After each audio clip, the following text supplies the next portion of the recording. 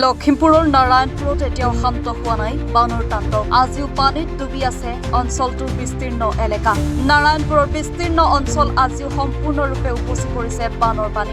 ইফালে স্বাস্থ্য সেৱাৰ অন্যতম ভৰসা খুটাপুক উপস্বাস্থ্য কেন্দ্ৰও এতিয়া এককাল পানীৰ তলত। প্লাবিত হ'ল সমগ্ৰ স্বাস্থ্য কেন্দ্ৰ, যাৰ বাবে এই সংকটৰ সময়ত জৰুৰী চিকিৎসা সেৱাৰ পৰা বঞ্চিত হ'বলগীয়া হৈছে স্থানীয় ৰাইজ। কেৱল জনবসতিয়েই নহয়, জলমগ্ন হৈ পৰিছে হাজাৰ হাজাৰ বিঘা কৃষিভূমি। কষ্টৰ ফচল বানৰ বুকুত বিলীন হোৱা দেখি চকুৰ পানী টুকিছে কৃষকসকলে।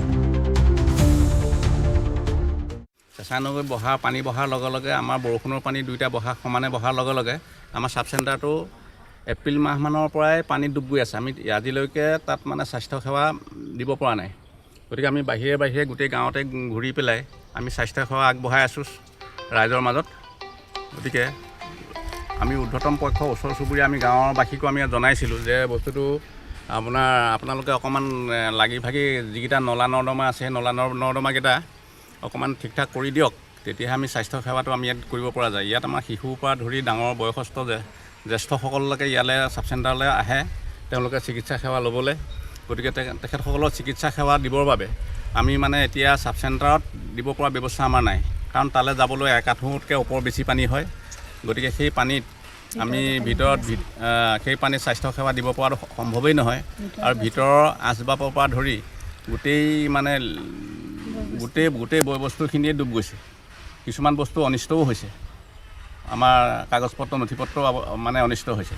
গতিকে ৰাইজৰ ওচৰত আমাৰ বিনম্ৰ অনুৰোধ, ৰাইজেও অকণমান লাগিলে চৰকাৰৰ ঊৰ্ধ্বতম কৰ্তৃপক্ষই যদি সুব্যৱস্থা লৈ পেলাই আমাৰ স্বাস্থ্যকেন্দ্ৰৰ যোৱা পানীখিনি যদি আঁতৰাই নিদিয়ে, তেতিয়াহ'লে আমাৰ স্বাস্থ্যসেৱা দিয়াত বৃহৎ অসুবিধা হ'ব।